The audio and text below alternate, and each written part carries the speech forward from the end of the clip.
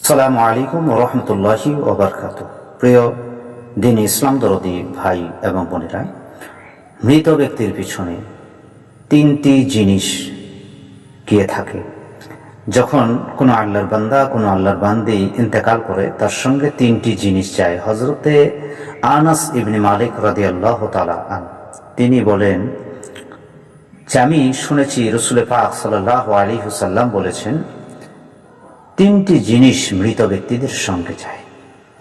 তিনটি জিনিস মৃত ব্যক্তিদের সঙ্গে গিয়ে থাকে কবর পর্যন্ত, আর কবর পর্যন্ত গিয়ে দুইটি ফিরে আসে, আর একটি মাইয়াতের সঙ্গে অর্থাৎ মৃত ব্যক্তির সঙ্গেই থেকে যায়। তার সাথে কি কি জিনিস যায়, কি কি জিনিস গিয়ে থাকে?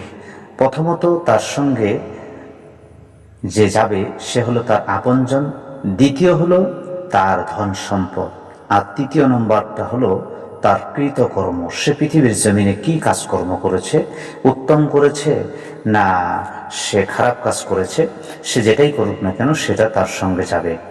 অতঃপর তার আপনজন ফিরে আসে, তার সম্পদ ফিরে আসে, সঙ্গে যে থাকে সেটা হলো তার কৃতকর্ম, তার আমল তার সাথে সঙ্গী হিসেবে থাকে। এই জন্য এটা বুখারী শরীফের মধ্যে ও মুসলিম শরীফের মধ্যে রেখেছেন, তার কৃতকর্ম তার সঙ্গী হয়ে থাকে। আমরা সকলের জন্য কৃতকর্ম আমাদের পরিবর্তন করতে পারি, আমরা যেন নেক আমল করতে পারি, নেক আমল নিয়ে যেতে পারি। আল্লাহ আমাদের তৌফিক দান করুক, আমিন।